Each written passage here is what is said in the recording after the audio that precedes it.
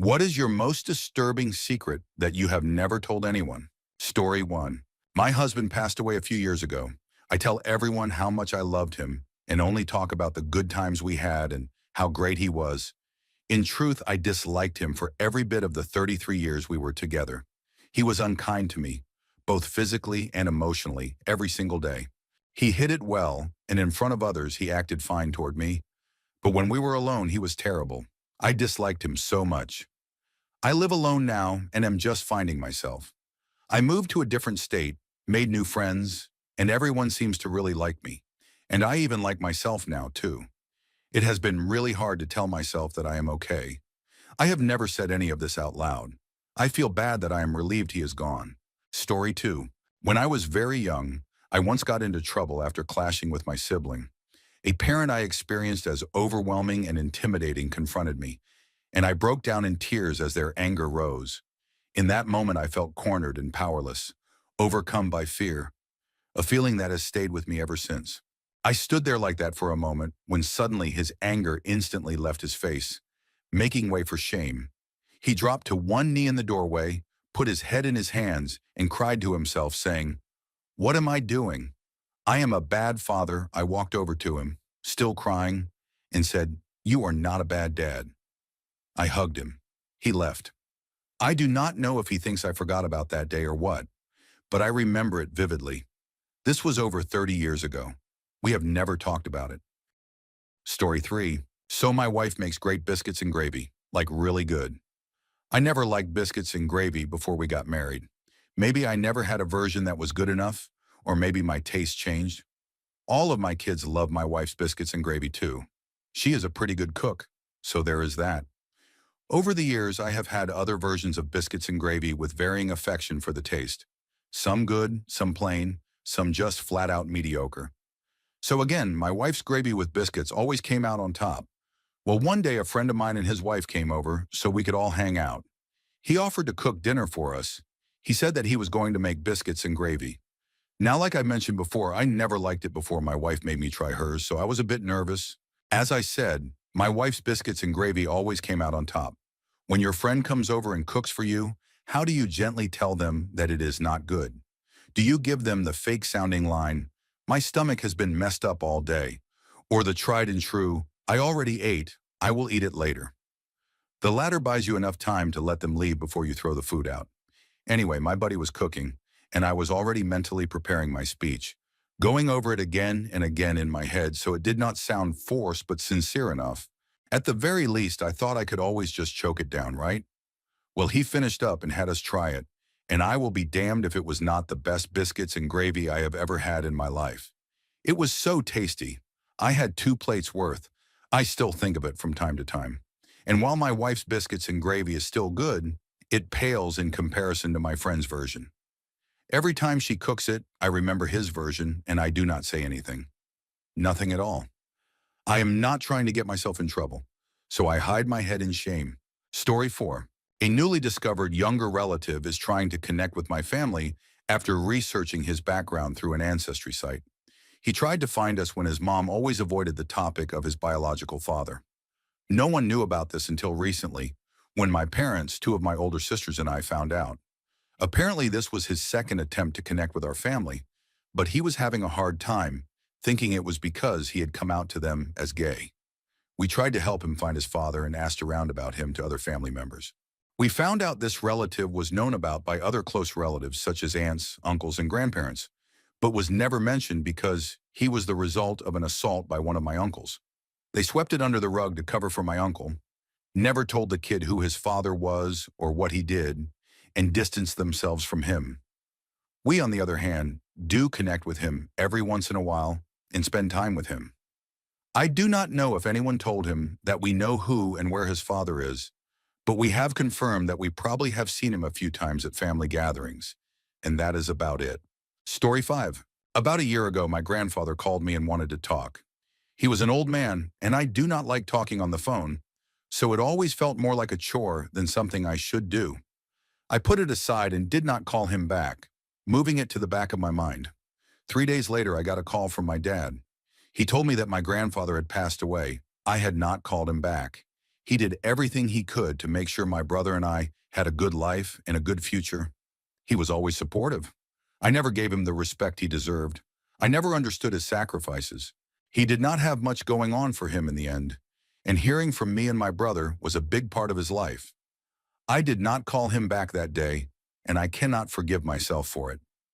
My entire family is pretty abusive, except for my cousin. My grandfather was a great man and he was never abusive. I wish I had called him back. I should never have ignored him. He died a year ago in January when I was 13. I am now 14, almost 15, and I cannot forgive myself, and I do not think I should. Story 6. For an entire school year, I was targeted and harassed by a former friend who was also a classmate. One memory that has never left me happened during practice, when he invaded my boundaries in a way that left me deeply unsettled. When I told him to stop, he brushed it off as if nothing had happened. I felt cornered, unable to speak up, and ended up in tears while trying to carry on. It wasn't the first time he had crossed the line, but it's the first incident I remember clearly. Eventually, I warned him I would report him if it continued, but in the end, I stayed silent. It got to the point where I would have to run to the school band room to hide from him, and he would still try to chase me in. The next year, I found out he did the same to at least 3 other girls. I still see him around, and he still tries to get close to me.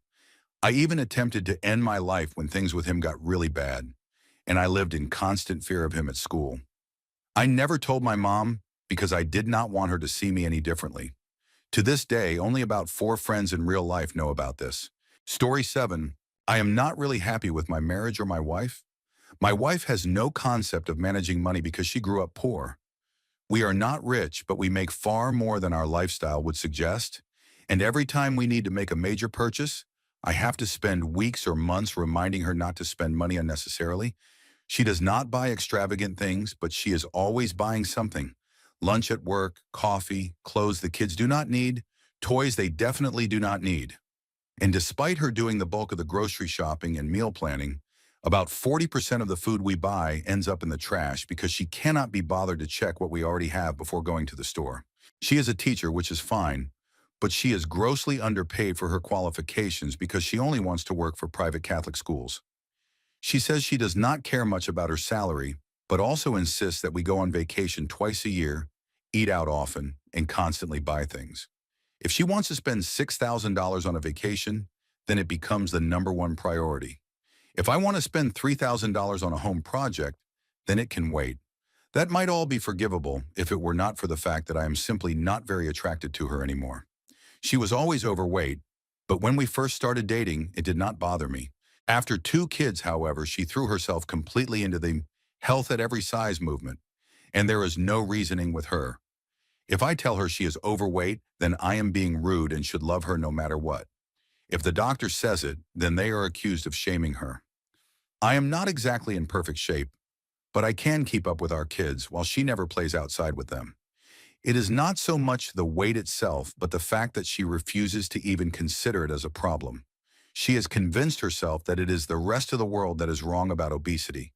She can argue all she wants about how body mass index is a flawed system, but that argument loses strength when you are 5 feet 4 inches tall and nearly 300 pounds. Story 8. My youngest brother attacked me because I was suspicious that he had attempted to end his life after I found pills outside his bedroom. He beat me so badly that I had the worst concussion I have ever had. I had to go to the emergency room in secret because he and his boyfriend lied to my parents and the police about what happened. The doctor told me I was lucky to be alive because I should have gone straight there after the attack. To this day, I still have a dent in my head from it. As a result, I ended up developing resentment toward him and his boyfriend despite being by myself. I was so hateful toward them and said hurtful things I never imagined would come out of my mouth. I denied it ever happening, but I still feel guilt about it 4 years later. It was the one thing I could not bring myself to admit in therapy. Even if it was reactionary, I am still ashamed of it. Story 9. About 8 years ago, my dad suddenly passed away, and I had to drive 1,800 miles back home to deal with the arrangements. On my 1,800-mile drive back, I was really struggling with his death. Heartbroken, angry, the whole range of emotions. I stopped for gas at a station just outside Washington, D.C., and noticed a guy staring at me inside the store. I paid for the gas and walked out. As I was pumping, he struck up a conversation with me. A total stranger, mind you. He slipped me his number, and then we drove off. A few minutes later, I noticed I was behind him on the interstate. He saw me through the rearview mirror, sent me a text, told me I was beautiful, and then called me. I put him on Bluetooth, and we started chatting as we drove on the interstate. We talked for about 20 miles or so. Afterwards, he said he was getting off at the next exit and told me he would like to take me out to dinner. I agreed. We went out to dinner, had some drinks, and then got a room together. We spent the night together, and the next day we said goodbye. I never saw him or heard from him again. I have no idea if he was married or not, and I did not ask. Neither did he. The experience was unforgettable. I have been married now for 12 years, but nothing has compared to that night. Story 10. My mother used to fly into terrible rages when I was a child, after which she would ignore me for days before suddenly being extremely loving and caring again. It felt like a roller coaster ride. I suspect she may have been struggling with an undiagnosed condition, and I know she went through trauma herself as a child. On several occasions, when she was at her worst, after yelling at me and lashing out, she would pin me down on the bed and press a pillow over my face. I assumed to stop me from crying or screaming, until the point I almost passed out. I remember in those moments feeling like I was going to die, and those incidents have had a lasting negative impact on me. We have a good relationship now, but those rages are never mentioned, and I still carry the sadness and frustration of once believing that my own mother might have wanted me gone. I now work with children in education and have had intensive training related to child protection, which helped me recognize that aspects of my own upbringing were deeply wrong, and that if what I went through had been happening now to children I work with, social services would be involved. That realization is also a source of frustration, that nobody picked up on the signs when I was younger.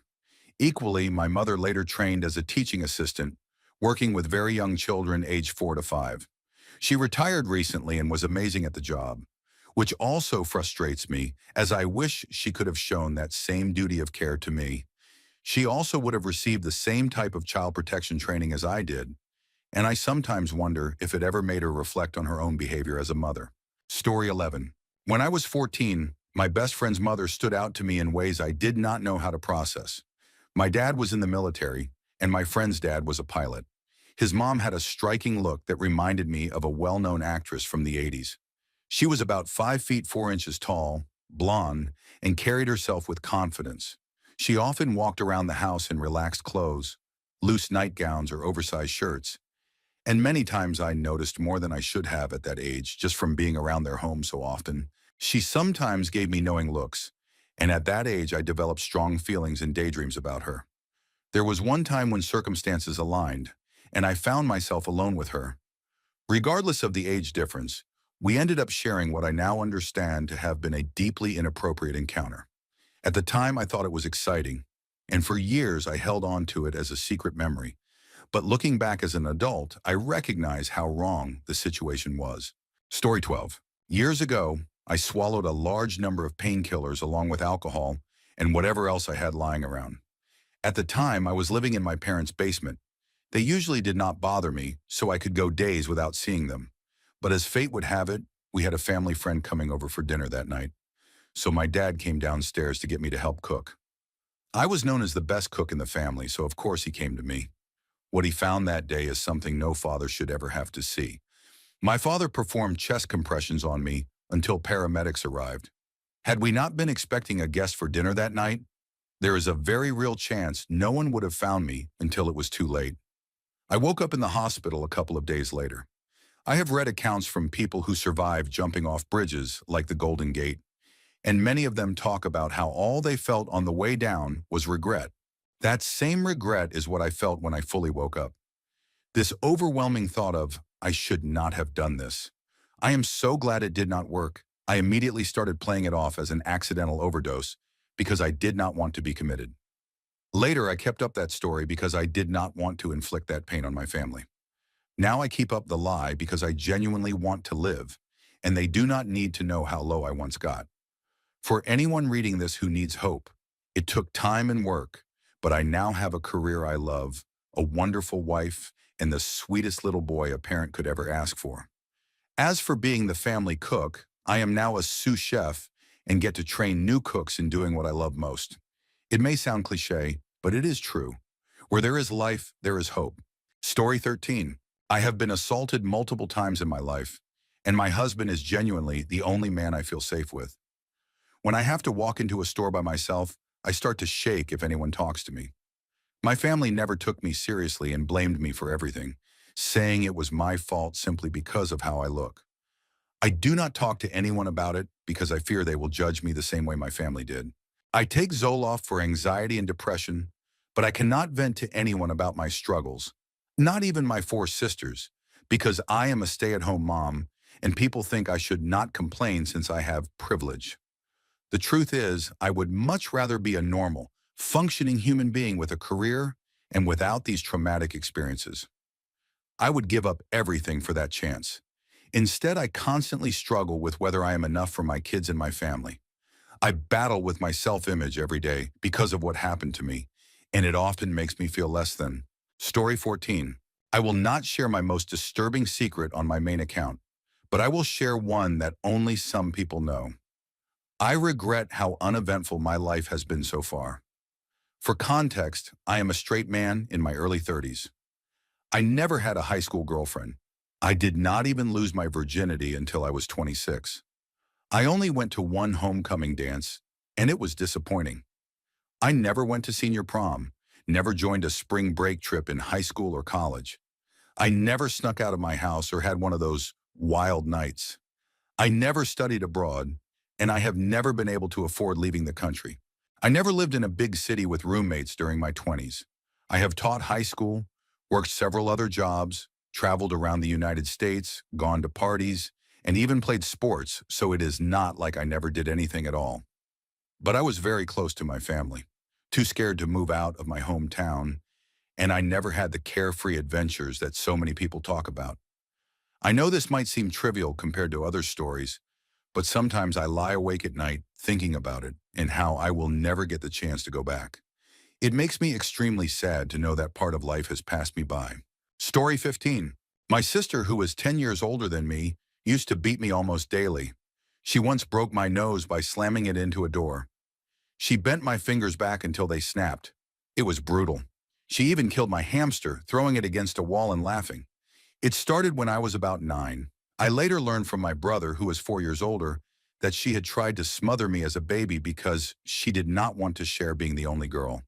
From the time I was born, it seemed like she hated me. I struggled in school, had no self-esteem, and was constantly bullied. It was miserable. Then one day, I could not take it anymore. My sister was a model and used substances. I knew because I had seen her. My parents did not know she was abusing me. I always made excuses for my injuries and claimed I was clumsy. One night, I brought down a folded paper from her purse that I knew contained what she was using. I told my mom, "I do not think this is makeup." I wanted to use her powder for my face and set it down. My dad, who had traveled the world in the Navy, tested it and realized what it was.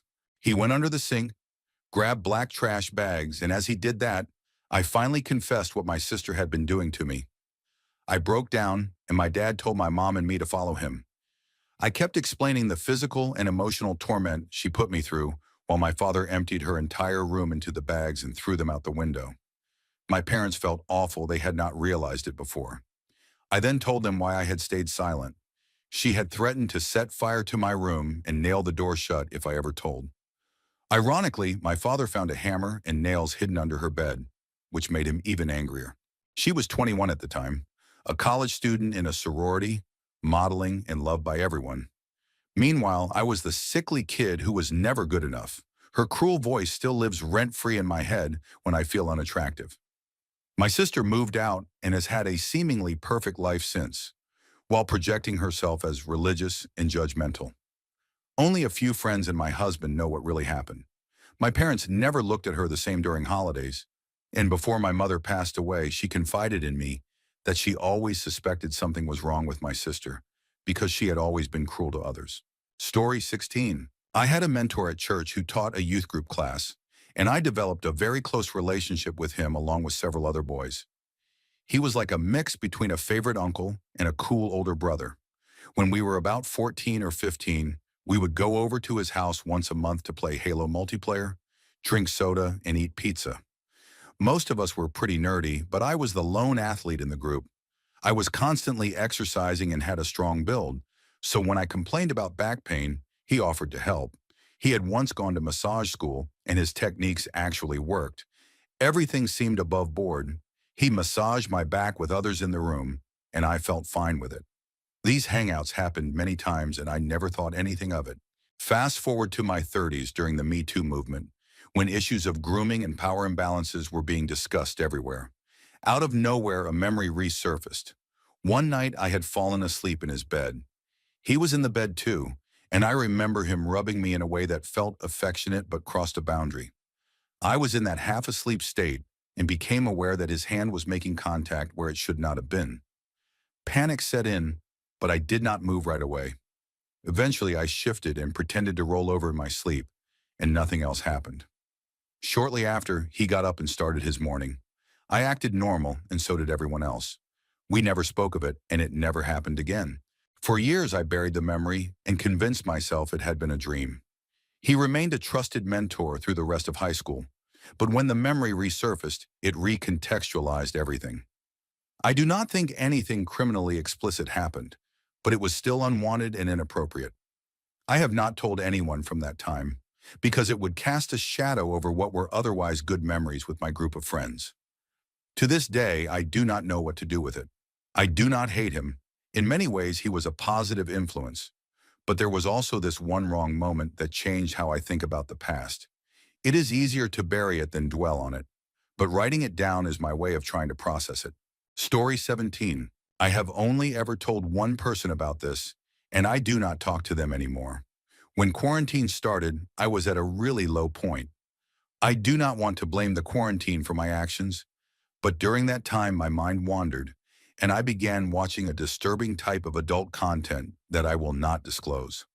I felt so ashamed then, and I still do now. I wanted to erase it from my memory and start my life over. I feel disgusted that I ever thought there was something to be curious about in that content. I never would have acted on anything like what I saw. Not that I even could, but just the fact that I went out of my way to watch it still makes me feel sick to this day. It has been 2 years since I have watched any adult content at all, and even though I no longer feel anything when I think about the vivid scenes I remember, I still feel tainted. I try to give myself grace, but I struggle because I cannot let go of the disgust I feel toward myself. Life has improved since those quarantine times, but I still think about it from time to time, and the shame has not gone away.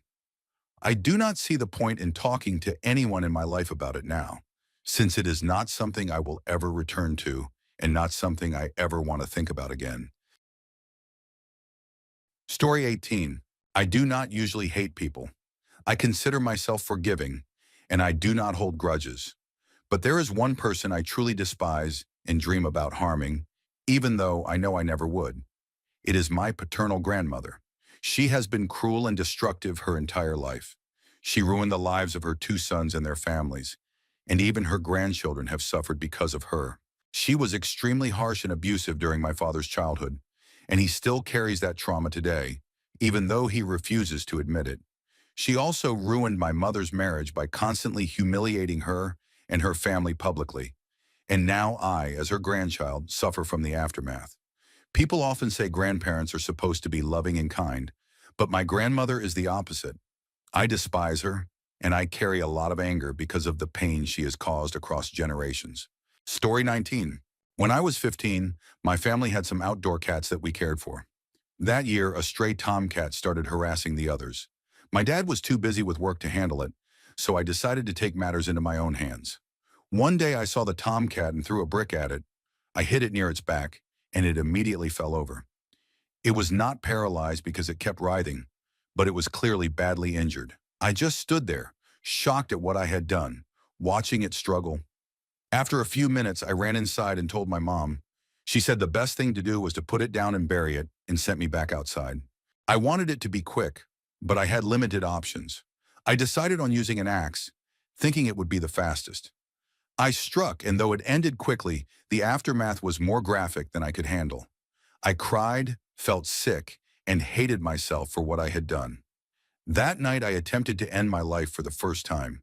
For months afterward, I was filled with guilt and regret. Even now, I still carry the memory of that night.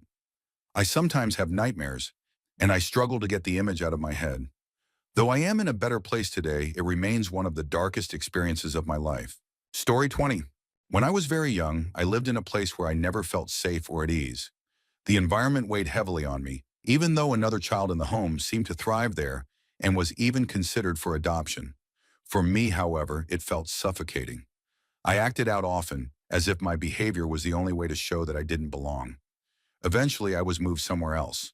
It took a long time before I could finally put into words what I had been carrying with me all that time. The investigation by Child Protective Services was extremely intrusive and harsh. 2 interviews, both led by men, basically accused me of lying for attention or out of jealousy. Eventually, CPS did remove the boy from the home, and I later learned that charges were filed against the foster father. His wife divorced him, and both were barred from ever fostering or being around children again.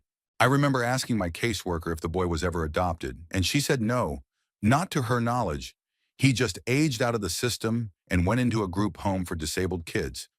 To this day, I feel guilty about it. I regret telling anyone, because I feel like I destroyed his chance at a family. He loved that home, and instead, he grew up in a group home with no parents to celebrate birthdays or life events with.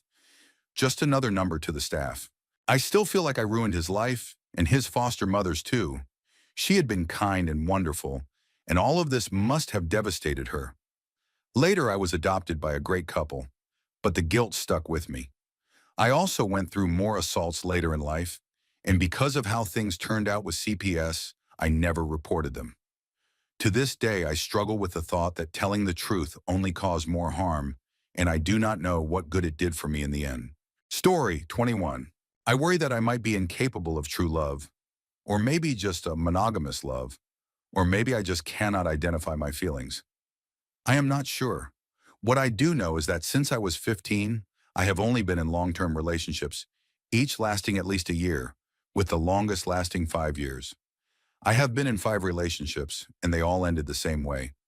Each time I genuinely believed I would marry the person, and then suddenly, almost overnight, the feelings were gone. I have never been dumped. I have always been the one to leave first. Now I am in another relationship, going on a year and a half. We did break up briefly a few months ago when I was going through what my therapist later identified as a manic episode.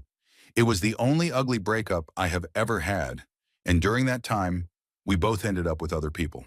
Eventually, we hit rock bottom separately, reached back out, got therapy, had long, honest conversations, and got back together. Since then, things have been amazing. But almost every day I get this creeping feeling that I'm going to repeat the same cycle again, that I will lose feelings like I always have before. I am terrified that I will hurt him again because I cannot seem to trust my own emotions. Story 22. When I was in 3rd grade, I started to suspect that something might have happened between my teacher and my uncle years before. She had taught him when he was younger, and I remember one afternoon when he came to pick me up from class.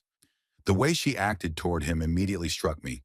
Flirtatious, overly familiar, brushing her hand across his shoulder, and looking at him in a way that made me uncomfortable even as a child. I asked my uncle later what it had been like when she was his teacher, and his entire demeanor changed. He went from being his usual kind, confident self to angry, upset, and very serious. He told me never to ask about her again. At that age, I didn't really understand what I had witnessed. I assumed that maybe teachers having crushes on students was normal because I had seen classmates have crushes on teachers. Only years later, now that I am older, do I realize how inappropriate it was. Looking back, I am convinced that she must have crossed a boundary with him. My uncle, who has always been such a positive and caring person, looked shaken and disturbed in her presence. That memory still lingers with me. I would never bring it up to him now. I do not want to cause him pain or make him relive something he has clearly chosen to bury. He has a wonderful life today, a loving wife, 2 daughters, and happiness that he truly deserves. But when I think about it, I feel furious that anyone could have even considered harming him in that way. He never deserved that, and the thought of it makes me want to cry. Story 23. I feel nervous even writing this, but it has been weighing on me. When I was 18, I had a crush on a guy. Let's call him Jay, who was 16 at the time. Nothing ever happened between us, and eventually he started dating my best friend at the time. They seemed happy together, and I moved on. I found a boyfriend who I truly loved, and our first year together was great. But one day I randomly ran into Jay on the street. He told me he and my old best friend had broken up and asked if I wanted to meet for a drink. I agreed since we had been close before. He picked me up, made reservations, and during that evening, we had a deep conversation. He admitted that he had always loved me and felt he had made a mistake by dating my friend. We laughed a lot, and I felt like a teenager again. The chemistry was undeniable, but I told him I could not do anything because I was already in a committed relationship. He respected that, and we have not talked much since. That was 2 years ago. I am now 22, Jay is 20, and I am still with the same boyfriend. We live together, and I know he loves me deeply. His family is caring, and he truly tries for me. But I cannot stop thinking about Jay. Sometimes he even appears in my dreams, and the guilt eats me alive. My boyfriend is introverted, not very social, and often leaves it to me to plan dates or keep things exciting. Jay, on the other hand, was outgoing, proactive, and planned everything during that one meeting. When I was with him, I felt carefree again. With my boyfriend, it often feels like I am the one pushing things forward. I love my boyfriend, but sometimes it feels like love is not enough when I find myself longing for someone else. At the same time, I am terrified that if I left him for Jay, it could end in disaster, and I would lose the stability, protection, and comfort that my current relationship provides. I feel torn between security and passion, between guilt and desire. It is eating me alive because I do not know which part of me to trust. The part that wants to honor what I already have, or the part that still wonders what if about Jay. Story 24. My most disturbing secret, at least in my own head, is that I am 40 years old and still have never had S. Not even anything close. I have never had the kind of interpersonal relationship where intimacy was a possibility, but I do not consider myself an incel. I recognize that it is not women's fault they have not chosen me as a partner. It is hard for anyone to know an option is there if they do not see it in the first place. As for why things are this way, the short version is crippling self-esteem issues. I have been the fat nerd most of my life, someone people were friendly to, but whenever I tried to express attraction, I was met with rejection or indifference. One of the worst moments was in university. I met a young woman my freshman year, and we shared a lot in common. In our third year, I admitted my feelings to her, and the friendship ended. My attempts to apologize and restore a platonic connection only pushed her away further, and she told me she never wanted to talk to me again. That was nearly 20 years ago. Most days, being still in the package is not something I think about constantly, but whenever I see people I grew up with, now married with teenagers or young adult children, I cannot help but feel the weight of my own situation. Even if something miraculous happens soon and I found love, my partner and any future children would never know my mom. She died over 15 years ago. That thought makes my reality even heavier to carry. Story 25. Growing up, I had a best friend next door who was 2 years younger than me. Her family life was chaotic, but we spent a lot of time together. When I was 8, her dad was arrested and sentenced to 20 years in prison after being featured on America's Most Wanted. A neighbor recognized him and reported him. I do not want to go into details, but his crimes involved both violence and children. It turned out he had stolen a dead man's identity and was living a double life. By the time he was caught, he already had 4 kids with my friend's mom. Detectives and reporters questioned everyone in the neighborhood, including us, and I was far too young to really process it all. Fast forward to quarantine years later. I cut back on drinking and smoking, and memories I had long buried started coming back. I suddenly remembered one particularly disturbing moment. He made me and my friend bathe together in front of him. I had completely blocked it out for years. The brain does strange things to protect itself, because I usually have a great memory otherwise. That memory shook me when it resurfaced. I have never told my group of supportive internet friends, even though I could, because I still want to respect my childhood friend's life. We are still connected through mutual friends, and I cannot imagine what else he might have done to her when I was not there. It scares me to think about. Now he is out of prison, and I only know him by the fake name he used back then. It is a disturbing shadow that has stayed with me ever since. Story 26. I have lived with persistent depressive disorder for as long as I can remember, along with several other mental health struggles. No matter what I try, therapy, medication, self-help methods, and countless attempts, I cannot imagine a happy life for myself. Each failure has been crushing, and while I no longer let myself hope, the disappointment still lingers. Outwardly, I play the role of the supportive friend, always encouraging others with phrases like, "Where there's life, there's hope," and insisting it is worth trying to get better. I play that part well, but inside I know I do not believe it for myself. Over time, I have accepted that some people will never be happy, and I am simply one of them. Statistically, someone has to fall into that category, and I believe that is me. I understand cognitively that my mindset feeds itself, and I know there are treatments that can help, but after years of failed attempts, I am too exhausted to try again. I do not often think about ending things anymore, not because I want to live, but more because I do not care enough and because I know it would hurt certain people in my life. Mostly, I just drift. I imagine one day I will wake up and 30 years will have passed, if I live that long, and I will still feel the same way. I sometimes tell myself something has to change eventually, but the truth is, maybe it never will. Story 27. I fathered a child with my cousin's girlfriend. They had been trying to get pregnant for 4 years without success, and the struggle was tearing them apart. He turned to drinking and heavy drug use, while she sank into depression. One Friday after work, I stopped by their house. He was at work, and I asked if I could take a shower before we started grilling and hanging out. When I came out, she was sitting on the couch in loose shorts, clearly signaling intimacy. She opened up about how desperate she was to have a baby, how terrified she was of losing him, and how much she still loved him. That night, I crossed a line I never should have. We slept together. Right after he came home, she panicked, unable to even move without risking exposing what had just happened. I buried any guilt and acted as though nothing had happened.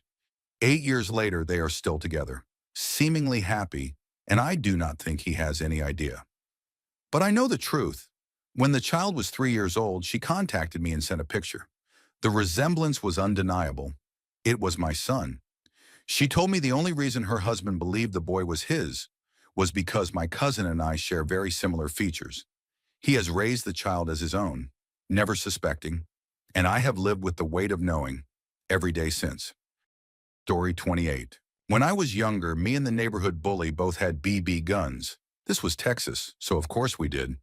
Mine looked like a Henry lever action, the kind where you load all the BBS into the tube below the barrel. One day I saw him riding his bike and trying to look tough, I aimed my gun at him. My finger wasn't even on the trigger. I just wanted to scare him. He kept shouting things at me, then went to his house, came back with his own BB gun, and started firing. I ducked behind a trash can and shot back. I still have scars from where his shots hit me, in the palm of my hand, my left leg, and even my backside. We kept firing at each other, until at one point I blind fired around the trash can. I heard his gun drop, then saw him on the ground clutching his face. At first I didn't care, and walked up to taunt him, but when he moved his hand, I realized I had shot him in the eye. There was blood everywhere, and his eye looked like it had exploded. Not gone, but definitely not normal. In our neighborhood, BB gun fights were so common that no one thought much of it. But this was different. I panicked, walked away, and left him there. Not long after, I moved away when my dad lost custody of me. Years later, he popped into my head, so I searched online. I found him, same name, and now missing an eye. I made a fake account and asked how he lost it. He said, "I fell off my bike as a kid and landed on some sticks that stabbed my eye. Haha." Not that cool of a story, I knew the truth. It was me. Eventually, I added him with my real account. Strangely enough, we became good friends. He's now a successful banker, and I work at a tire shop. Life has a way of humbling you.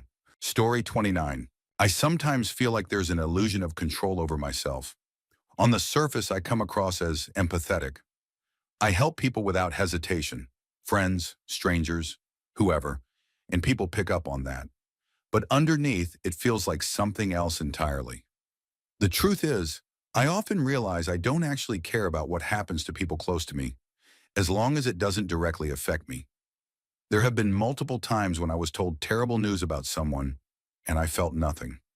Once I even smiled out of nervousness when I was told a friend had been paralyzed in an accident. I never processed it. Instead, I ghosted everyone connected to the situation because I thought it would hurt them more if I came and went than if I just disappeared completely. I noticed that I judge how much effort I put into relationships based on how people look or what they can offer me, even my friends. I've wondered if I have borderline personality disorder or maybe something on the autism spectrum. It unsettles me that my friends often go out of their way to help or pay for me, but I only return the favor if asked directly. At the end of the day, I seem to only truly care about myself. I cannot process sadness the way others do. The only time I cried was when I was drunk and overwhelmed about one of my parents needing brain surgery. Most of the time, I am just anxious about my appearance, and I chase superficial qualities in myself and others. It makes me wonder if lacking compassion or sadness for the people closest to me, except when under the influence, just makes me broken in some way. Why do I feel so shallow, so focused on the surface, when I know people expect more depth from someone who pretends to be kind? Story 30. Back in high school during tech ed, we had a project where everyone built toy cars to race down the hallway. I had been bullied a lot in school, and one guy in particular had been awful to me for years. By junior year, things had calmed down a little, but I still carried bitterness from all the past mistreatment. One day during the final stretch of the project, he was absent, maybe sick or just skipping class. I went into the closet where all the projects were stored, and there it was, his car. It was nearly finished, and I had to admit it looked great. That's when the temptation hit me. Instead of working on my own project, I grabbed his and spent the entire class period wrecking it. I drilled random holes into the wood, cut one of the wheels in half, ruined the axle holes, scrawled penis mobile across the side, and basically sabotaged it until it looked ridiculous. The next class, he was furious. He caused an uproar, but even the teachers, who didn't like him much either, didn't step in to help. They gave him a few extra days to repair it, but he didn't have enough time to completely rebuild. He tried filling the holes and painting over the writing, but even with several coats of white paint, the words still showed through. When it came time for pictures, every student posed with their cars. His picture showed him holding this wrecked, patched-together car, looking absolutely miserable. It's been 10 or 15 years, and sometimes I still laugh about it. Part of me wants to send him an anonymous message saying, "It was me. I wrecked your penis mobile." But honestly, he's married now and turned out okay. Looking back, school was rough on everyone in different ways, and holding on to grudges is just poison for the soul. Story 31. A couple of years ago, my mother-in-law passed away. About 5 years before that, though, she went through a dark period of severe depression. She was taking a month's worth of Percocet in a single week, then binge drinking until she could get a refill. She shut herself away, and no one in the family realized how bad it was until Christmas came. She didn't show up, and my nephew, who lived with her at the time, revealed the truth. The situation was worse than anyone had imagined. She had been sitting on the couch for days in her own waste. Some of her pets had died, and their bodies hadn't even been removed. The house was in complete disarray, completely unfit for anyone, especially a child, to live in. A week later, my husband got word that Adult Protective Services had taken her, not by her choice, to a behavioral health facility. Child Protective Services got involved because of my nephew being a minor. Everyone assumed her neighbors had reported her, since they had threatened to do so in the past. But in reality, it was me. I filed the report. I asked to remain anonymous because I knew it could cause problems in the family, but I had the best intentions, especially for my nephew. My request was respected, and no one has ever known it was me. She spent a lot of time in facilities after that, but eventually got herself together enough to satisfy CPS and avoid being committed again. To this day, no one in the family realizes I was the one who made that call. Story 32. My father passed away during the pandemic. Afterward, my brother sold his house and moved his family of four into my mom's small two-bedroom, one-bath farmhouse to take care of her. He promised to add on to the house, and I was given $20,000 as compensation for the acres my dad left me. 4 months later, my mom sued my brother to get him out of the house because he never followed through with building the promised rooms. In return, my brother sued me for the $20,000 back. I had already spent it on repairs for my own home. Desperate to keep peace, I took out a terrible loan and gave the money back to him, trying to salvage what was once a close relationship. Now my family struggles financially, and I even spent 3 months in a mental health facility. I still see a therapist once a month. I left a stressful but better paying job for one with less stress and much lower pay. Even now, I still get panic attacks whenever I visit my brother or see my mom. Basic decisions feel overwhelming, and my life hasn't felt the same since. In the end, my brother purchased my parents' home for $120,000. My mom decided to stop fighting and just accepted the money. They haven't spoken to each other since. Holidays have become painfully depressing, and the whole family feels fractured beyond repair. Story 33. Certain experiences have lingered in my memory because of the discomfort they caused. More than once, I found myself stumbling into situations that were clearly not mine to witness, and I realized right away that I didn't belong there. The moments were brief, but the unsettled feeling they left behind has remained with me ever since. It's been a long time, but what troubles me most is that in both instances, I lingered when I should have walked away. I can't say for certain whether those moments shaped my thoughts later, though it's possible they did, as I was highly impressionable back then. When I was in my mid-teens, I did something impulsive and inappropriate in a public setting. Someone happened to walk in while it was happening, which left me feeling deeply embarrassed. What made it more unsettling was that we were there for a very serious family matter, and the contrast between the situation and my behavior has stuck with me ever since. Later on, as I grew older, I continued to carry these habits into adulthood. I've even recorded videos of myself using toys or dolls and sent them to women who were curious to watch. It excites me knowing they're viewing it and imagining what might be going through their heads. It's not something I broadcast, but it's a secret part of my life that I've kept to myself. Story 34. Between the ages of 17 and 21, I was heavily involved in fraud, mainly credit card fraud.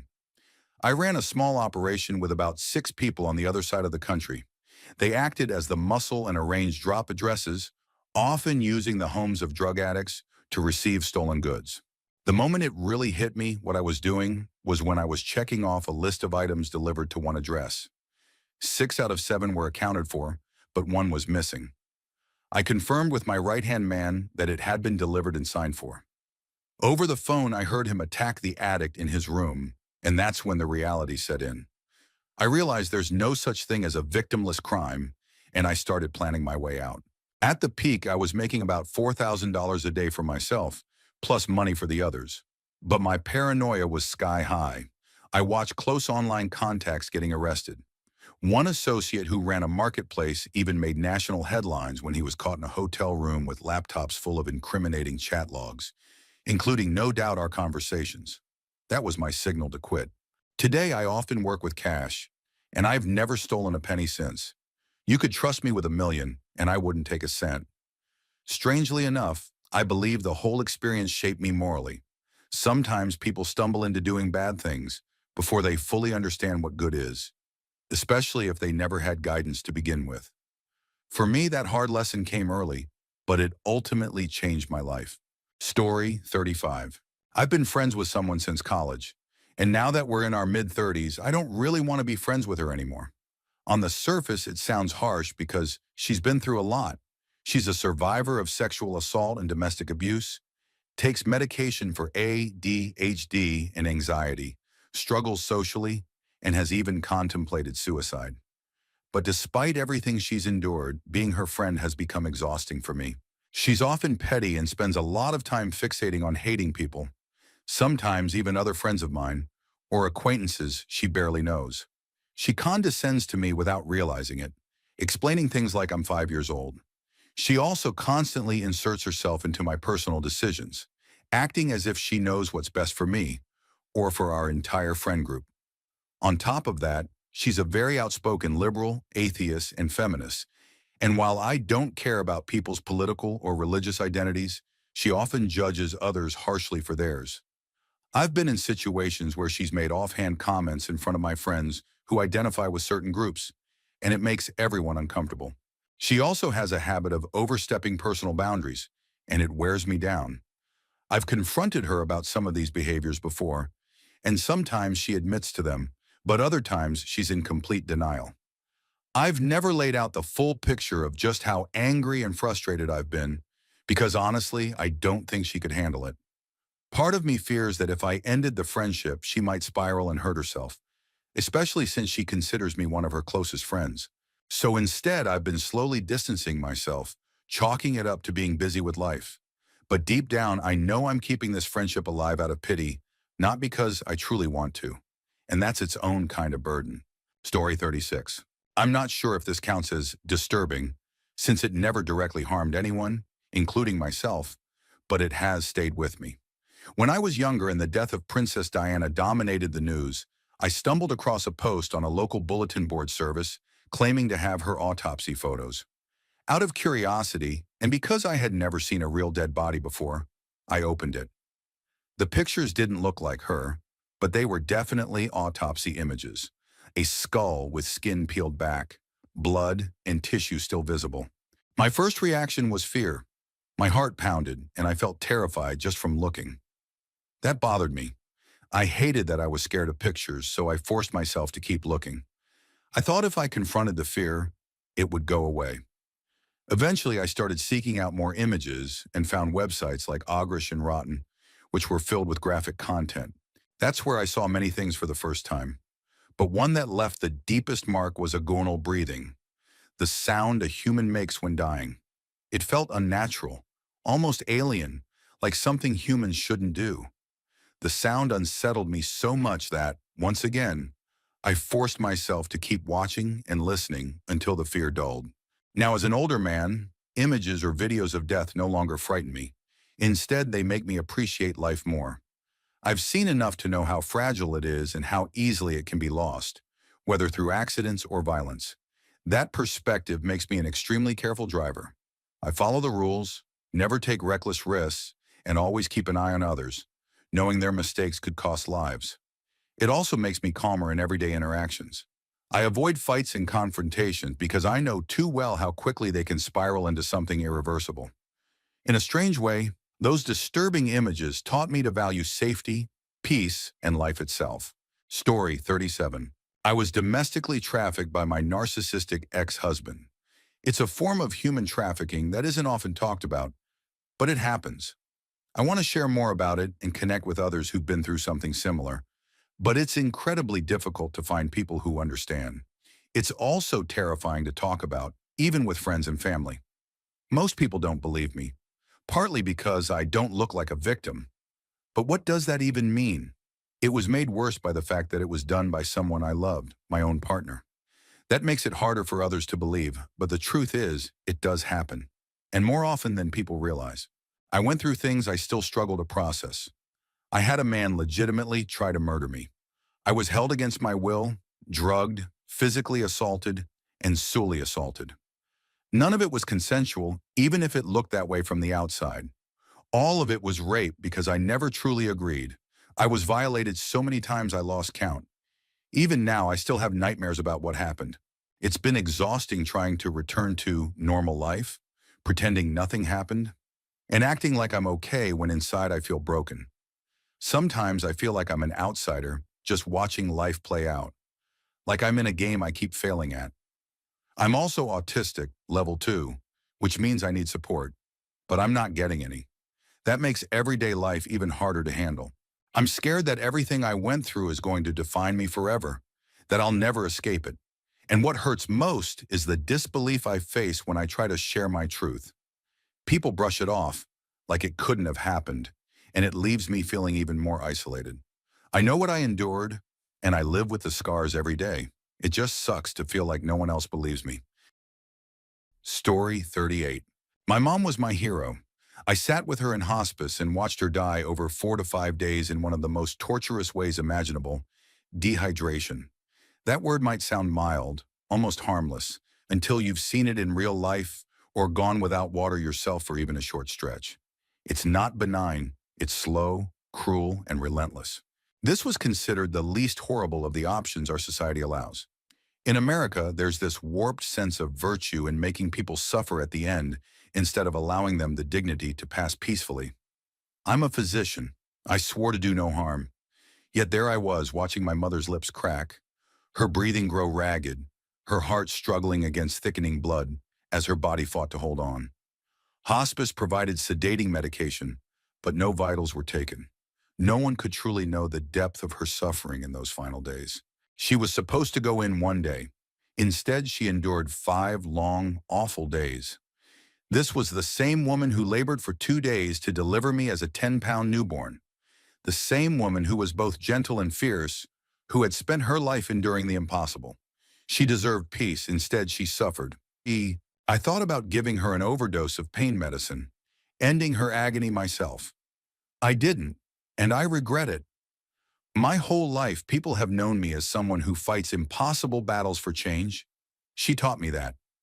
But since her death, that fight is gone.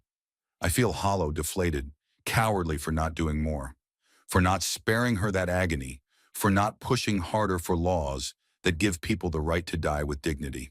I wish her passing had been peaceful. I wish I had been brave enough to help her cross without suffering. And though that sounds terrible, it would have been easier to live with than the memory of her half-conscious agony stretching on for days. That memory is what haunts me most. Story 39. I never actually graduated college. Instead, I spent $200 on a fake degree and had it mailed to my parents' house. They believed it without question. At the time, I lied not only to them, but also to my girlfriend and my friends. By then, I was already in my 5th year of college with at least another year and a half left to realistically finish. I had messed around too much, racking up D's and F's that wouldn't count, and I just couldn't handle anymore. So I walked away. I told my parents that I skipped the graduation ceremony because I was embarrassed about being a 5th year student and didn't care to attend without my friends, who had all already graduated. They believed me. The guilt has never fully gone away. Whenever conversations about college come up, I say that I went, but I avoid mentioning graduation unless someone asks directly. Even then, I lie as a last resort.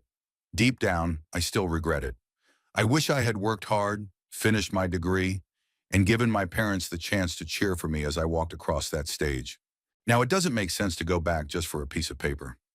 I built a career anyway, first climbing the corporate ladder and now running my own business that earns me a 6-figure salary. Ironically, the fear of being exposed as a college failure was what drove me to work so hard. I buried that lie under layers of success, hoping no one would ever think to dig it up. Looking back, I probably wouldn't be where I am today without that lie. It fueled me. But the truth still weighs on me, and I know it will always be a part of my story. Story 40. 2 years ago, when I was 23, I lived with 3 roommates. One night we went to a party, and while I got super wasted, one of my roommates was in much worse shape. Around 3 in the morning, I walked, well, more like carried her home, and tried to get her into bed safely so she could just wake up with a massive hangover. I did everything you're supposed to do. Turned her on her side with a pillow behind her so she wouldn't roll onto her back, put a bucket and water within reach, and laid down a towel in case she got sick. I thought I had it all covered, but then came the part I've never told anyone but her. With the covers pulled up, she suddenly slid her pants down, mumbled something about needing the bathroom, and then proceeded to take a huge dump right in her bed. I mean massive. 2 giant logs. Then she rolled off onto the floor and passed out cold. I had no clue what to do. Panic set in, but I figured if no one knew, it didn't have to become a big deal. So I grabbed a plastic bag, picked everything up, tossed the sheets into a garbage bag, carried it out to the outside trash bin, and replaced everything with clean sheets. I propped a pillow under her head and left her to sleep it off. For the rest of that week, I made sure I was the only one who took out the trash and recycling, just in case anyone noticed something. The next morning, I told her what happened, but I haven't told anyone else. To this day, I die a little inside every time I remember it. It's honestly one of the funniest stories I could ever tell, but everyone I'd tell would know exactly who she is. So it stays between us.